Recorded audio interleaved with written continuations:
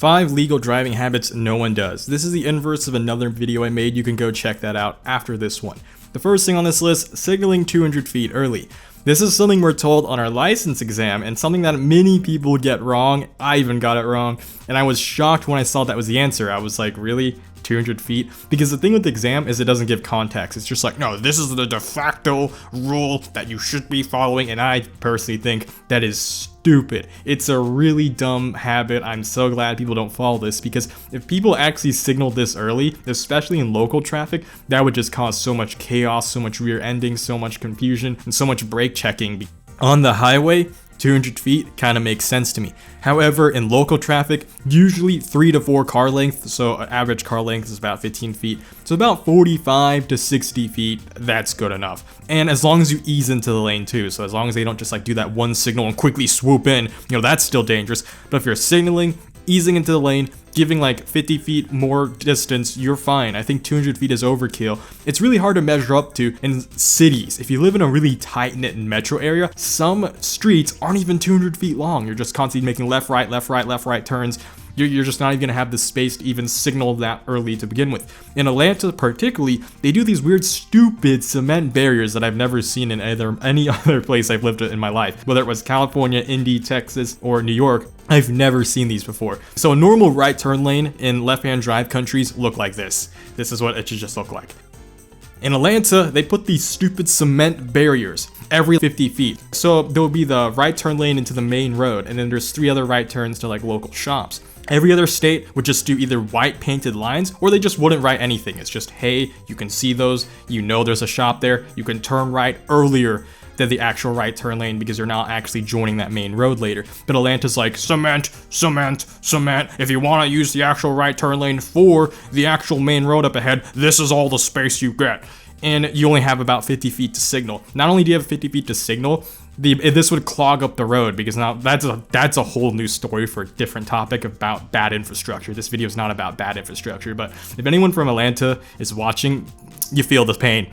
This is because I feel the pain. It's such a dumb design. No other metro area I've seen does this. It is stupid. Whoever designed this and is comfortably sleeping at night in Atlanta, you shouldn't be. You should be put on a stake and burned at least 1200 degrees. You're just a terrible person. You're horrible for doing this. The people have probably actually like unironically lost their lives to this crap design because it probably caused tons of accidents. The second legal driving habit that no one does, which I do wish people did, it's using the passing lane as, well, a passing lane. So the passing lane, to finally explain it to people who don't understand it, you're not supposed to sit in it. Do not call it the fast lane. The fast lane is the one next to it.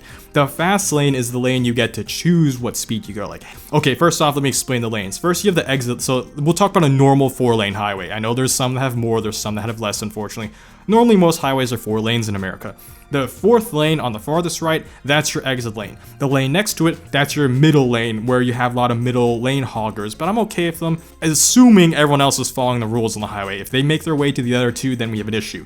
So that middle lane, that's the lane that is, I'm gonna go the speed limit lane.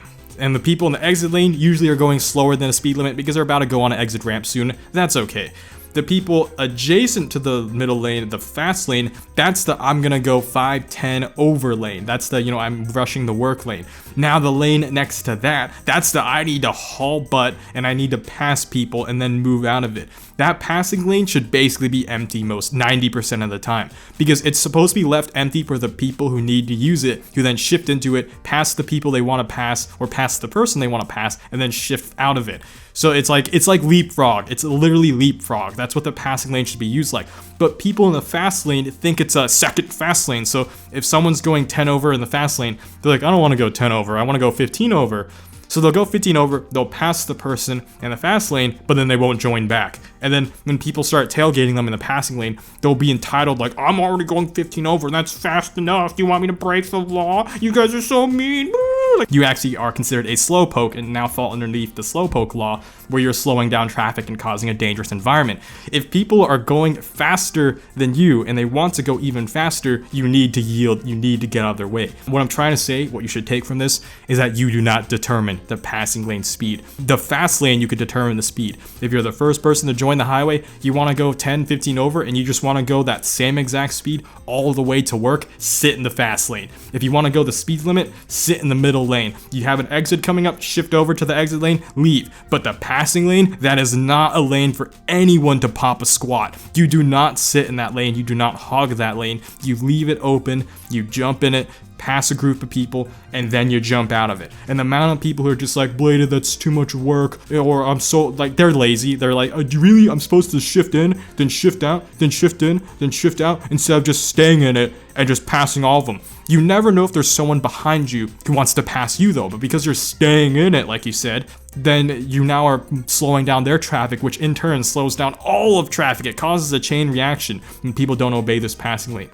Shout out to Kentucky. They're the only state I've ever driven in where people consistently follow this law. I've driven between Atlanta and Indiana 12 times now. Every time I pass through Kentucky, the only state I've ever driven through in my entire life where people actually follow this law like it's a freaking religion. The passing lane in Kentucky is just always empty, except like 90% of the time. The only 10% of the time it's being used is for its purpose. People will temporarily join it, pass someone, then join out, then just leave it. And then when they need to pass someone again, they'll join it again, and then they'll just leave out of it again. People there actually understand it. If you want to know how a passing lane should be used, go to Kentucky, because apparently they can teach you, because they actually know how to use it. On the topic of entitlement, where people think that they can just determine the flow of traffic by sitting in the passing lane, another legal driving habit that people also break, and I really wish people didn't, is reserving handicap spots for handicapped individuals. Just like with the prior entry, this one is also a victim of entitlement. So a lot of people do not follow this law due to the fact that they're just entitled. They use it as a quick stop parking spot. The amount of people that I know who use handicap spots as a I'm just gonna go to the bathroom spot, or the I'm just gonna be 5 minutes inside and grab like 2 items real quick spot. Their excuse is, hey, it was empty when I got there, and since I'm only gonna be there for 5 minutes, the mathematical chance of a handicapped person showing up within that time frame is really low, so I can take that spot without depriving them of one. You don't know that. You don't know if someone's actually gonna show up who's handicapped. Aside from entitlement, the funnier reason people park in this, not funny, it's actually really stupid, but I should say funny in a humorous way against them, it's humorously sad, is that people park in the spot to show off their cars. I know way too many Corvette owners who literally park here, and that's just the reason they do it for. They just will have like a base model Stingray, they'll park there, and then they won't have any indication that they're handicapped. Their car itself will not display any handicapped anything, so they're not legally there. And even when I confront them about it, they straight up even admit to me, oh, I'm not handicapped. Okay, so why are you there?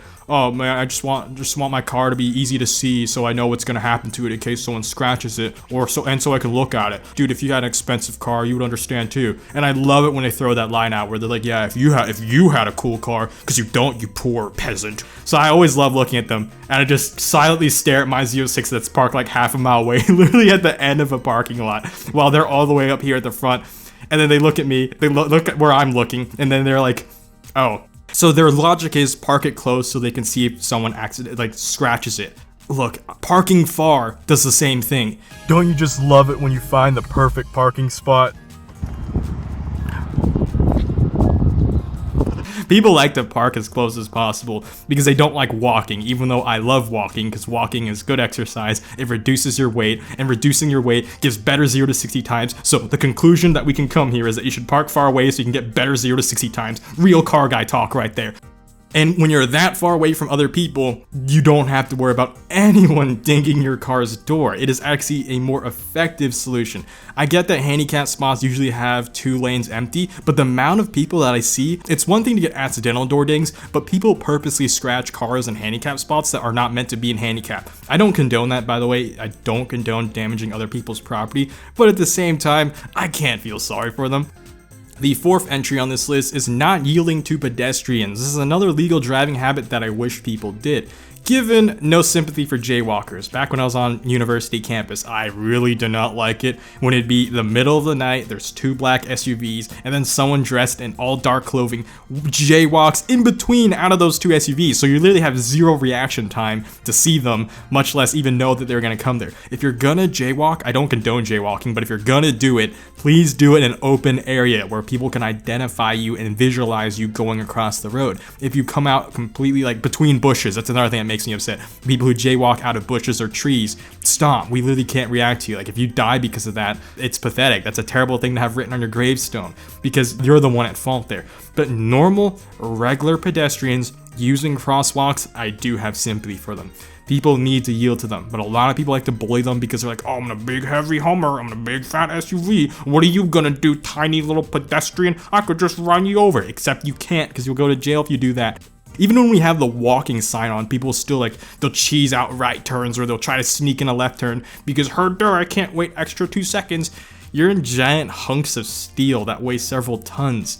Like people really take for granted just how powerful modern cars are with how much horsepower they have and how much heavier they're getting too. Like a lot of cars are so heavy nowadays. Cars used to be so much lighter weight. So you can easily kill a pedestrian if you're being a stupid idiot. So please don't be a stupid idiot. Before we move on to the final entry, let's mention a quick honorable mention. Now, obviously, driving the speed limit. That's a legal driving habit that no one does. And to be fair, I mentioned the inverse of this in my opposite video. That's why it's in the honorable mentions. And also it's in the honorable mentions because the speed limit, as I talked about with the passing lane dealio, it's actually, it has air quotes around it because the flow of traffic could sometimes exceed the speed limit, in which case it is better to speed because if you're going below the flow of traffic at that moment, you're actually being a slowpoke and will be given the slowpoke law. Like I've actually had some friends in Georgia who were given tickets for going the speed limit, and the reasoning was because they were actually going too slow because the flow of traffic had determined that they were supposed to go faster than the speed limit. So because of how confusing American laws are with the stupid speed limit, that's why it's in the honorable mentions. This is something I cannot fault people for following to a T.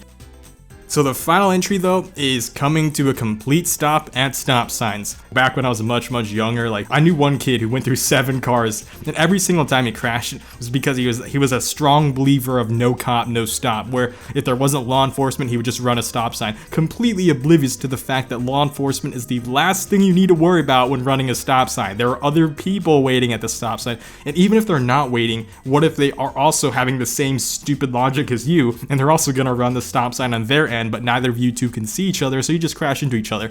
Now, aside from just flat out running it, coming to complete stop is also uncommon because a lot of people just do rolling stops.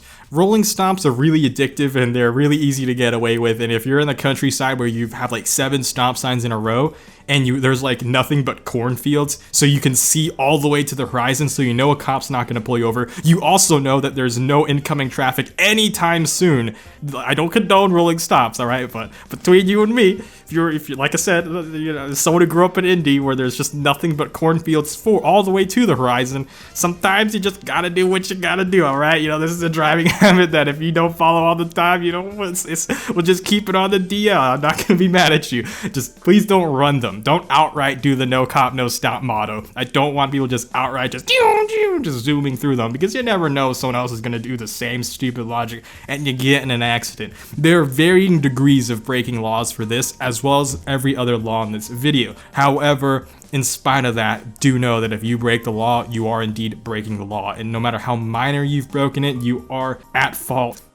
Anyways, that's gonna be it for this video. I hope you guys had fun. I hope you learned something new. If you're new here to this channel, subscribe for more car content, smash the like, blah blah blah, yada yada yada, whatever YouTubers always keep saying. I actually just realized I hardly ever ask for subscriptions and likes these days. Whatever, blah blah. Thanks for watching. See y'all later. Blade Angel out.